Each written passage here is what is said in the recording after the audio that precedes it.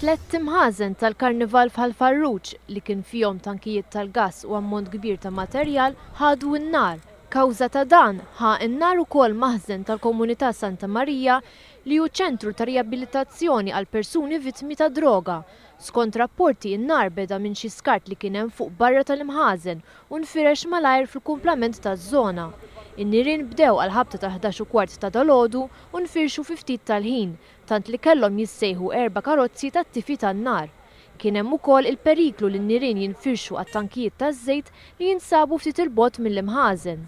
Intant l-Malta kellhom jaqtaw l-elettriku taż-żona fejn kien hemm dawn in-nirien. Ħadd ma weġġa f'dan l-aċċident iżda persuna waħda ttieħdet l-isptar issofri minn xokk. Waqt li seħħ l-aċċident ma kien hemm ħadd fl-imħażen. Minħabba tħaħen qawwija li ħakmu ż-żona, il-fabbriki fil-viċinanzi kellhom jiġu evakwati. Jason Buzuttili, il-President tal-Aqda Parteċipanti tal-Karnival, tkellem ma' One News fejn qal li din hija traġedja kbira għad-dilettanti kollha. Semma kif l-Aqda qed taħdem fuq proġett biex ikun hemm lokazzjoni ġdida fejn ikun hemm iktar sigurtà għad-dilettanti kollha.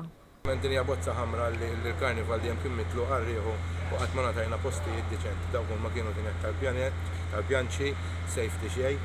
Issa ovvjament diġà bdejna naħdmu illi naħdmu fuq proġett illi kulħadd ikun miġbur u ovvjament ikun hemm l-affarijiet tas-safety kollha biex din il-festa tal-Karnival li aħna nagħmluha n-nies noħorġu l-flus mill-bowt titkabbar.